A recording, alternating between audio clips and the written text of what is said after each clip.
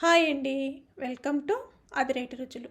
ఈరోజు దసరా నవరాత్రులు 11వ రోజు భాగంగా శ్రీ రాజరాజేశ్వరి దేవి అమ్మవారికి నైవేద్యం శాకాన్నం ఎలా తయారు చేసుకోవాలో చూపించబోతున్నాను.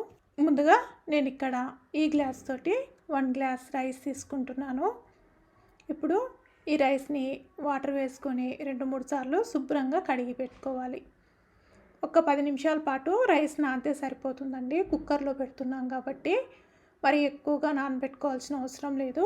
ఇప్పుడు స్టవ్ ఆన్ చేసుకొని కుక్కర్ పెట్టేసుకొని ఇందులోకి 1 టేబుల్ స్పూన్ వరకు నెయ్యి వేసుకొని నెయ్యి కరిగి వేడెక్కిన తర్వాత ఇందులోకి హోల్ గరం మసాలాలు వేసుకొని 1 నిమిషం పాటు వేయించుకోవాలి. ఇప్పుడు ఇందులోకి 2 టేబుల్ స్పూన్ల వరకు జీడిపప్పు పలుకులు వేసుకొని కొంచెం కలర్ వచ్చేంత వరకు వేయించుకోవాలి. ఈ విధంగా వేగిన తర్వాత ఇందులోకి 1/2 కప్పు బంగాళదుంప ముక్కలు, అలాగే క్యారెట్ ముక్కలు, కొద్దిగా బీన్స్ ముక్కలు, అలాగే గుమ్మడికాయ ముక్కలు వేసుకోవాలి. అలాగే 2 వంకాయలను ఇలా ముక్కలుగా కట్ చేసుకొని వేసుకోండి. 2 పచ్చిమిర్చిని కూడా సన్నగా పొడవుగా కట్ చేసుకొని వేసుకోవాలి. 1 రెమ్మ కరివేపాకు కూడా వేసుకొని వీటిని 1 నిమిషం పాటు కలిపేసుకుందాం. ఇలా కలిపేసుకొని ఇందులోకి నేను ఇక్కడ రైస్ క్వాంటిటీకి తగ్గట్టుగా కూడా ఒకటేసారి సాల్ట్ వేస్తున్నానండి. ఇలా వేసుకొని సాల్ట్ వేసుకొని మరొక్కసారి కలిపేసుకొని మూత పెట్టి లో ఫ్లేమ్లో 5 నిమిషాల పాటు మగ్గనిచ్చుకోండి. ఈ విధంగా కూరగాయ ముక్కలు ఇలా మగ్గిన తర్వాత ఒకసారి కలిపేసుకొని ఇప్పుడు ఇందులోకి కొద్దిగా కొత్తిమీర తరుగు, అలాగే పుదీనా తరుగు కూడా వేసుకొని ఒకసారి కలిపేసుకుందాం.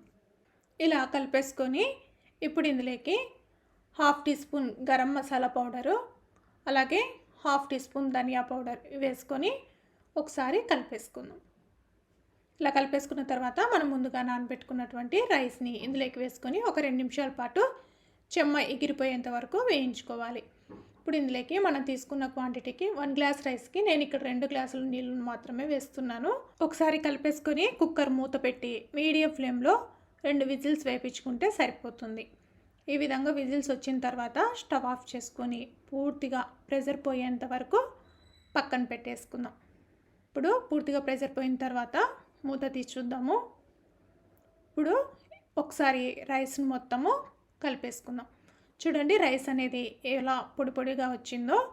అదే ఎక్కువసేపు రైస్ నానితే కనుక కొద్దిగా వాటర్ తగ్గించుకొని వేసుకోండి. అంతేనండి, దసరా నవరాత్రులు 11వ రోజు భాగంగా శ్రీ రాజరాజేశ్వరి దేవి అమ్మవారికి నైవేద్యంగా శాకాన్నం అయితే రెడీ అయిపోయింది. మీకు కనుక ఈ వీడియో నచ్చినట్లయితే లైక్ చేయండి, షేర్ చేయండి, అలాగే కామెంట్ చేయండి. మరిన్ని రెసిపీస్ కోసం అదిరేటి రుచులు ఛానల్ని సబ్స్క్రైబ్ చేసుకోండి. Thank you everyone.